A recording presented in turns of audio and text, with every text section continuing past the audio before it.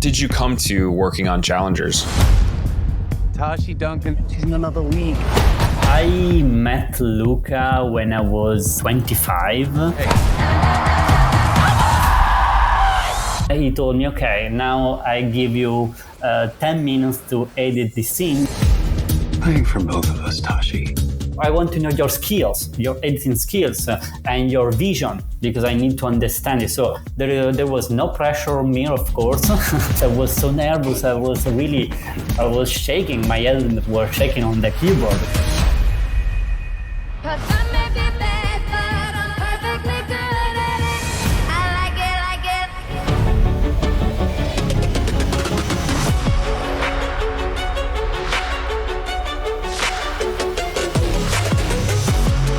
Welcome back to the Post-Production Club podcast. Today's episode features Marco Costa, who's the editor known for Challengers film that came out this year, featuring Zendaya, and in one of the most viral love triangles of all time. And we've also got my good friend and local cinephile, Tim Warzala.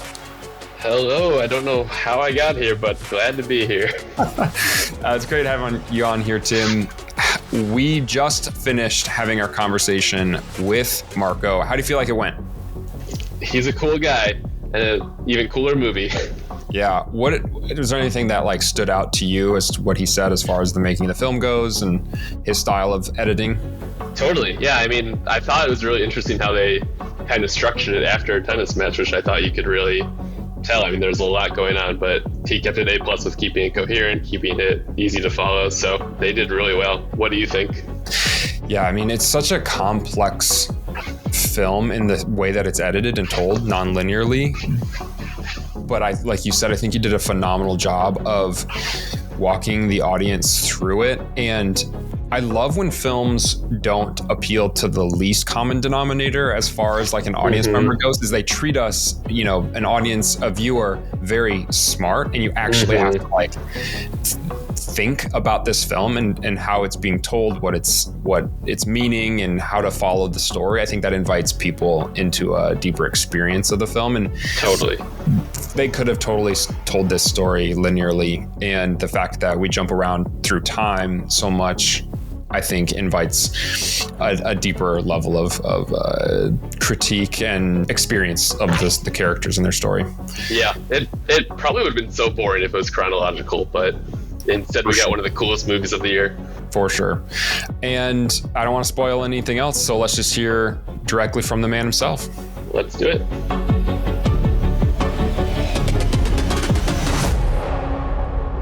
Thanks so much for coming on, Marco, today. It's good to have you. Thank you for inviting me, and it's a great day for me. really exciting, super exciting day. And congrats on the Eddie nomination and the Critics' Choice nomination. Thank you. Really, wow. When I read my name among those fantastic colleague, because I read Marco Costa and Joe Walker. I said, oh wow, really? I'm in the same short list with Joe Walker. That means a lot for me, because he is editor of Dune. He's edited a lot of great movies like Shame, and my God. So reading my name in that short list, it means a lot, and especially because it's my first experience in this award season, because before editing Challengers, I work on Bones and All, and Bones and All was my first movie with Luca, because we worked on We Are Who We Are, but it was a TV show, and We Are Who We Are was the first project with him. And then so Challengers is actually the second feature film with him, with Luca.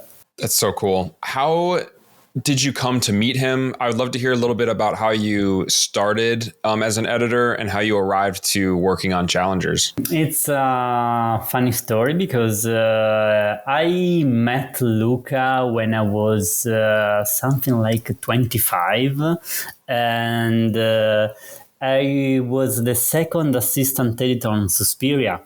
So I was working on that project, but just as an assistant. And I spent 8 months on that project, and then I quit. I left the project because I received some job offers to work on a project, but as a main editor. So I prefer to work to edit, to work with the storytelling, even for just tiny Italian project. But I wanted to put my hands on the storytelling. He understood completely. So then I started to edit some different and tiny Italian project. And then Luca called me back 2 years later because his editor was busy with another project, and so he was looking for someone to work with on an assembly, just a rough cut. The first day I remember Luca told me, please don't watch the footage, because we need to watch together. We need to work on it, and I need to know if we speak the same language, if there is a chemistry between us, because it's really an intimate work. The editing, there is an intimate relationship between the editor and the director, because when you are in the editing room, it look like the director is naked, because he showed to you his the problem on the set, or maybe what's not working, or maybe because the shape is just rough and you have to craft. So we watched the footage together. And then he told me, okay, now I give you 10 minutes to edit this scene, because I want to know your skills, your editing skills, and your vision, because I need to understand it. So there was no pressure on me, of course. And I was so nervous. I was shaking. My hands were shaking on the keyboard. But then I showed the sequence to Luca, and he really loved it. But he told me, oh, there is an error, there is a mistake. Find the mistake in the scene. And then, but it's really great, because he always find a way to stimulate you, to bring out the best of his collaborator, because really he knows exactly what he wants. At the end of the day, he told me, okay, now you're gonna edit the entire TV show. Believe in the skill of a young guy, because I was 27, so super young, and I was totally scared. Do you think, because I don't know if I'm good, or am I able to handle, to manage all this huge project, because there were 8 episodes and an HBO TV show. And then after he offered me Bones and All and Challengers and Queer, and after that. So yeah, there is a really strong relationship between me and Luca, because we speak the same language. Yeah, that is wild.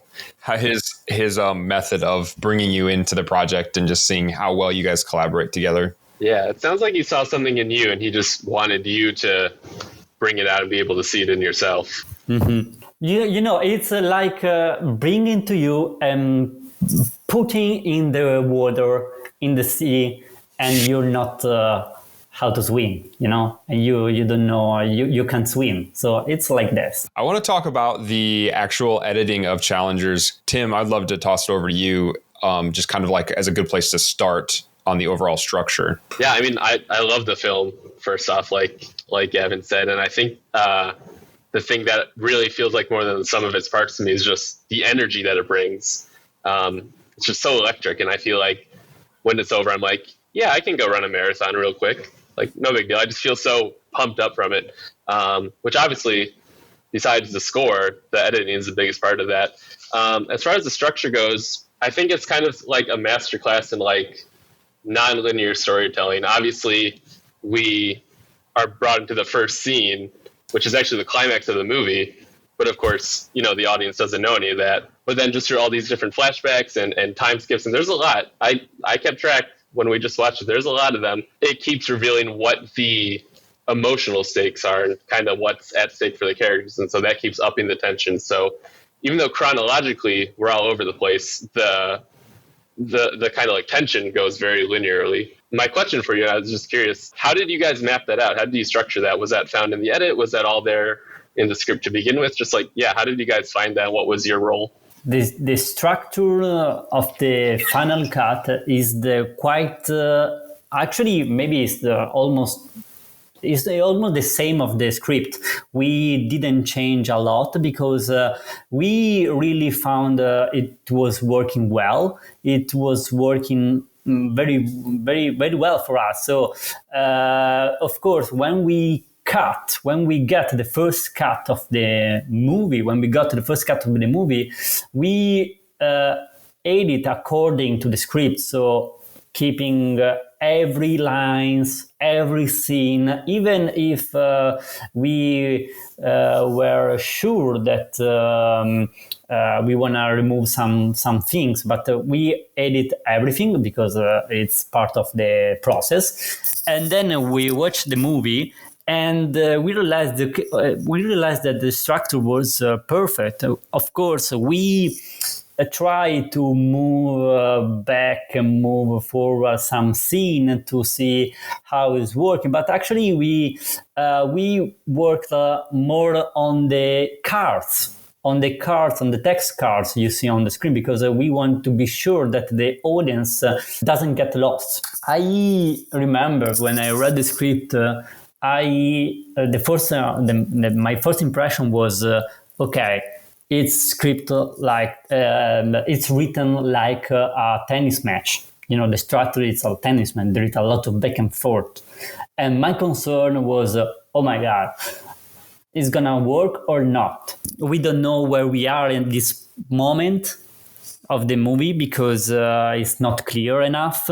But then, thanks to Luca's language, I think you can clearly understand every timeline and every point. If you look at the movie from the top to the end, you can feel that there is an evolution of the language. There is a progression in the language, and we found that this evolution. We try to find to create this evolution even in the editing.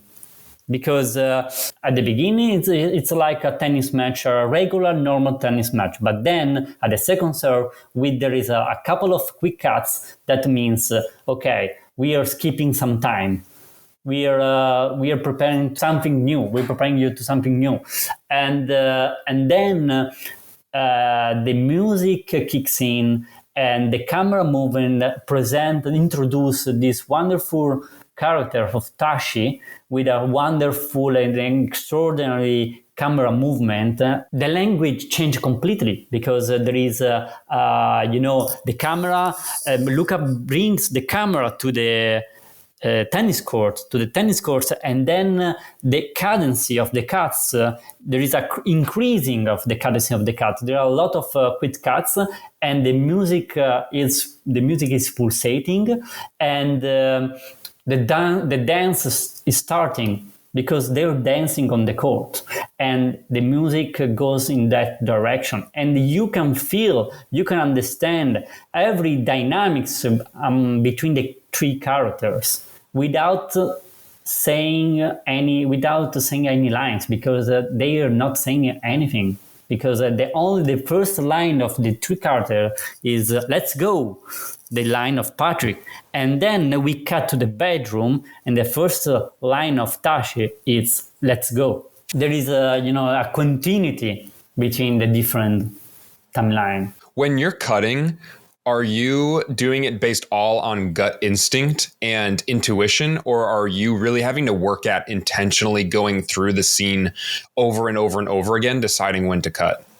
I really trust in my instincts and my gut feeling, because I know that cut create a specific meaning in the audience, and because of the language of the direction was quite interesting and quite clear. It was really unconventional The way Luca staged the choreography, the tennis, is unusual. It's really atypical. If you have a chance to look at a real tennis player, it's really different from a real tennis match. And even from the other tennis movie, Luca didn't know anything about tennis before working on Challenger. So I think this was really helpful because he bring a new vision of the tennis, because he watched the tennis with a new eyes, fresh eyes. And so we tried to create a lot of shapes, a lot of forms, there is a lot of geometry in the movie, because the movie is based on a triangle form.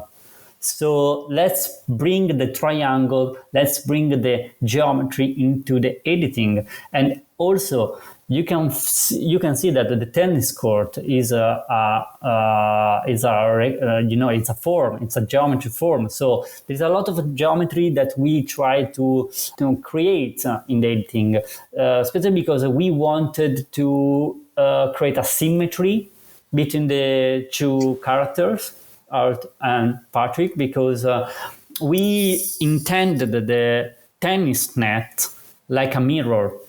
So they reflect themselves in the tennis court. And we create a lot of specular images. Sometimes you can see that the movement, that the actions of one character ends the actions of the other characters, complete the action of the other character. Because, also sometimes you can see that they're doing the same actions in two different cuts, because it's even when they are not playing tennis, they're playing tennis. So one hits a ball and the other replies. So we try really to bring this idea into the editing. I love that. It's so cool, and it's so apparent too, and like you said, you would be going from you're watching one scene of them physically playing tennis to a conversation, and is very intentionally cut that way. Yeah, there's just as much energy around the conversations as the tennis itself. Yeah, because we try to bring the tennis even the dialogue scene, because there is especially there is one scene in the bedroom.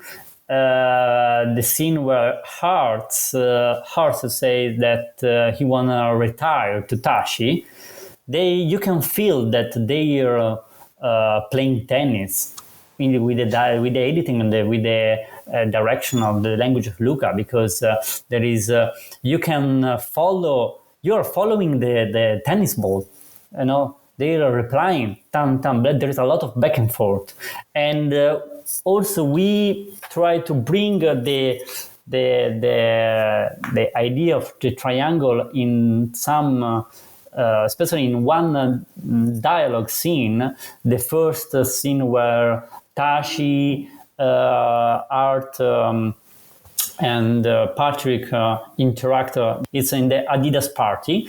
And if you look at the editing, we decided to start from, I remember, maybe Art, and then we go through Tashi before cutting on Patrick, because it was too important to create this language. So she's the focus, so never transition to cut to Patrick before go through Tashi. So there is Heart, Tashi, twice cuts on Tashi because Luca shot with different angle, and then we cut to Patrick. But then on one specific moment, at a certain one specific moment, we decided to cut from Patrick to Art, because we wanted to create a bridge, an open link, because we wanted to say, okay guys, we wanted to say this is a movie based on a triangle where every point are connected. It's not like one direction, it's bidirectional. So every points are linked. There is a connection between every point. Every cut has a meaning.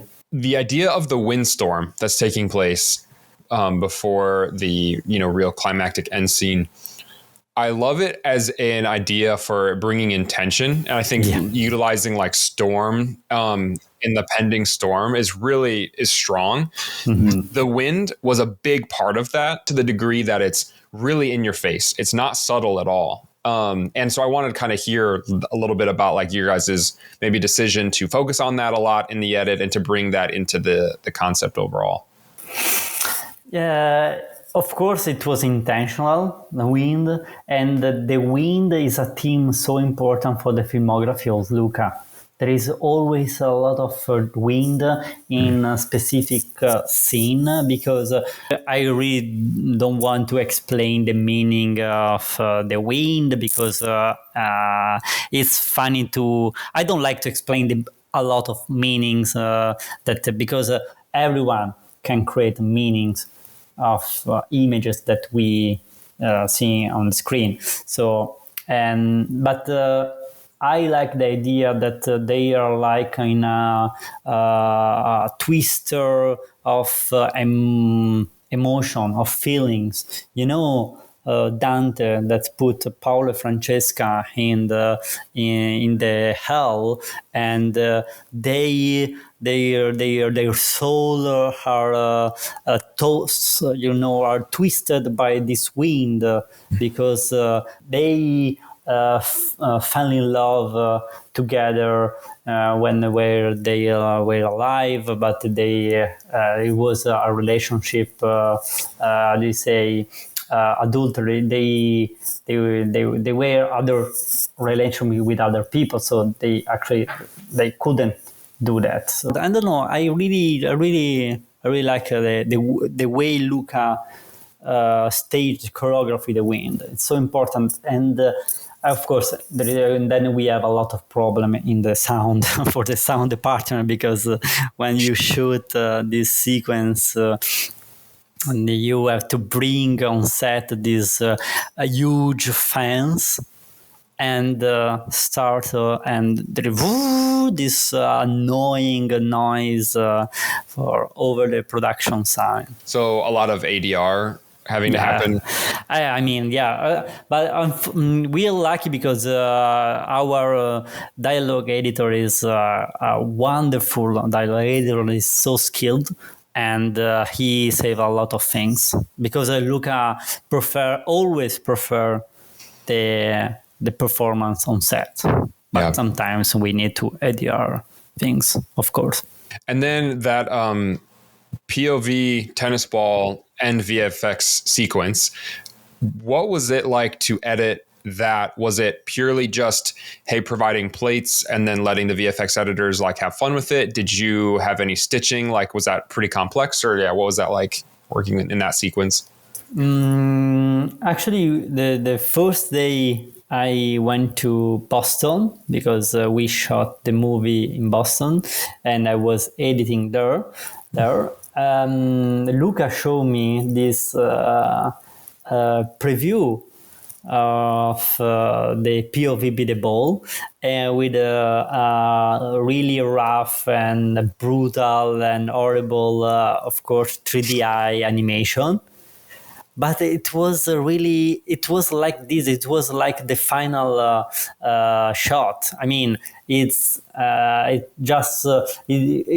means he worked a lot with the visual effects team before the shooting on that shot, because he gave every notes. He gave them every camera movement, the timing, everything was, and then. They shot the sequence on the tennis court, and they shot different pieces. The ball from here to here, and then from here to here, and then they put it together. They merge into one shot, and of course this shot took a lot of time to work. So I edited with the brutal, rough animation until I got the final, actually a better improvement of the shot from the visual effects team. Well, yeah, it sounds like everything we saw on screen, from the sounds of it, is what was in the script to begin with. But just out of the sake of curiosity, any sex scenes that we didn't get to see that were left on the cutting room floor? No. Every sex scene was every sex scene that was in the script now is in the cut, in the final cut. So we removed just one scene actually from the first cut. Really, it was really similar to the script, and we removed just one scene that for us wasn't essential. It was just a scene with Patrick. That is a tight script to only lose one scene in the edit. Yeah. You mentioned how Luca had never watched tennis before, which I find really interesting. To me, another thing I've found interesting about the movie is just like what it's not as much as what it is. So yeah, it's like a tennis movie, but it's not really a sports movie. It's got a love triangle, but I'm not really rooting for any of the relationships. So I'm just curious, like, what did you have to put into it in order to kind of skirt around like a more conventional genre movie? Was that a conscious choice you were making? We never intended Challengers like a sport movie. We know that there is a lot of sport in this movie, but we never intended Challengers like, as a sport movie, because I still remember when I read the script, I told Luca, I said to Luca, wow, this is a tennis movie. Wow, I love tennis. But he told me, my movie is not about tennis, it's about people. So that was so important, because the dynamics between the two characters was the main topic. Okay, we had to be focused on the characters, not on the tennis, because this is not a movie about a story of a great tennis player, and it's not a biopic. This is a movie about a triangle, but it's in a love triangle, and it's not. It's really atypical, because you expect to see a movie where two boys are in competition to get the love of the third character, the love of the girl. But this is not a movie, so it's great, because you expected to go in one direction, and then the movie opens new paths, opens new streets. It was too important to be focused on the characters and the dynamics and the emotional flow of the character. What movies inspired your cutting style for Challengers? It's funny because he never gave me a reference. I didn't prepare myself watching tennis movie, because I didn't want it to be influenced in any way. So let's be focused on the script. I knew that Luca wanted to do something new, because it's typical of Luca, find a new way, find a new language, is like a pathfinder. When I watched the dailies, the footage, and I received the first couple of days, and I watched the tennis sequence footage, I realized that really it was there was a strong idea of dance behind the way Luca choreographed the tennis. So I decided to rewatch again Cabaret, because by Bob Fosse, because there is a lot of dance in this movie, in Challenger. So that was one of my reference for the editing. I really took a lot of inspiration from the Cabaret, and especially for the dancing. Because also in Cabaret, you can see that there are a few incredibly wonderful shots, but he decided to use just one time and for a couple of seconds and no more, for a couple of frames, because and we did like this also in the finale. This wonderful shot of the tennis glass court, the shot from below. we Yeah. use it just 2 or 3 times and for a couple of seconds, no more, because it was too important to. It was the climax of the movie and the language. And yes, and the other thing, because I really like to tell the story, it's the other reference Luca gave me was a picture of a building. That was the reference Luca gave me for the editing. And Luca told me, okay, you show me a picture of a building designed by Frank Lloyd Wright. And he told me, okay, I want my movie edited like this. That was the reference Luca gave me. But actually, if it's a building designed by Frank Lloyd Wright, and the name is I don't remember, waterfall or something like that. And if you have a chance to look at this picture, really you can understand what Luca meant, because Luca was what he was trying to say. Because you can see the shape, you can see the geometry, and you can see the different layers in that building. And the way Luca bring out the best of his collaborator is fantastic. He knows how to bring out the best of his collaborator. He really knows, because he knows how to stimulate you creatively. That is so cool. And what did you do when you got that image? I said, "What, Luca? What are you saying?" But actually, I understood, because I told it for wow, because I even when he wasn't in the editing room, I looked back at the picture, because it was really interesting. And he told me, I want a modernist editing, because this is a modernist architecture. And I think you did it. Yeah. Comes through, that's for sure. Absolutely. What advice would you give to other editors that are trying to break into the industry at this level and are wanting to tell stories at the level that you're telling them at? I recommend them to watch a lot of movies, because it's the best way to understand the language and the cinema is to watch a lot of movies. I watch good movies, of course. But I think that I like to watch even bad movies, because you can understand from a lot from them, because what not to do. Yeah, but it's not so. I think it's really, really tricky and a challenge to edit a bad movie.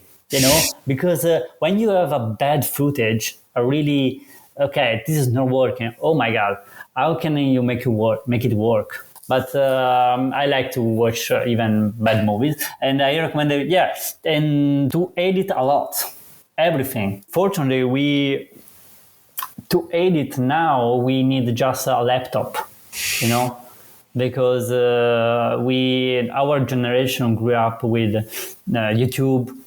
So I learned by myself how to use Avid Media Composer, how to use Premiere Pro, because there is a lot of tutorial. There is a tutorial for everything. So no one can teach you how to use the software. It's more important. And also no one can teach you how to do cinema, because the only one who can say to you how to do cinema is the cinema itself, because you have to watch the great director like Bernardo Bertolucci, Rossellini. This is the cinema that you have to understand. You have to bring inside of you. What is a good movie and what is a bad movie in your opinion? Oh my God! This that movie. I don't know. Actually, I don't want to say. I don't want to answer to this question. But for me, the best movie of the last year was Last Summer by Catherine Breillat. That one was wonderful. You can feel the real cinema, because it was really a small budget movie. Even I think the budget was less than 1 million, but this is so intense, and the way she staged the love from the dynamics, the emotion. Wow, I really was impressed, impressed from by her direction. Like, how did you get linked up with Luca? And I'm just kind of like thinking through the lens of an editor that's wanting to work on movies on this level. The industry's changing a lot as far as what gets made, what doesn't get made, how you work on stuff, and what's available to be worked on. Do you go to LA? Do you go to New York? Yeah. What kind of advice would you share there? I was lucky. I've been lucky because Luca is like a shield for me, you know, and he protected me a lot because, because an editor, you don't know, because of course, when producers met me for the first time, maybe, oh, who is this guy? Where's the young guy? Oh, is the editor serious? Or where is the editor? When is coming the editor? If I know, I'm the editor. So, but fortunately, Luca he protected me a lot, and then I've been lucky because I met wonderful people like Amy Pascal and Rachel O'Connor and Zendaya. So they produce this movie, and they really trust me, and actually they loved my work, and we spent a lot of time in the editing room together because Luca is really open and is happy to invite people in the editing room, and so it's completely fine with me. So yeah, my work has changed a lot. So I've been very lucky. So I don't know how often it happens because I don't know. So how can I? What kind of advice can I give you? Because my situation is very atypical because there is a strong author like Luca in this case. So everyone loves him and everyone respects him. It's cool to hear someone like him really take you under his wing a bit and get you into these rooms, and then you rise to the challenge and you show like that you have what it takes. Yeah. Well, congrats again on the nominations. It's well-deserved. Marco, you're an awesome guy and an incredible editor, and really excited to keep up and see the rest of your projects as you continue to work and make awesome stuff. Thank you. Thank you for the lovely chat. Thanks, Marco. Thank you, guys.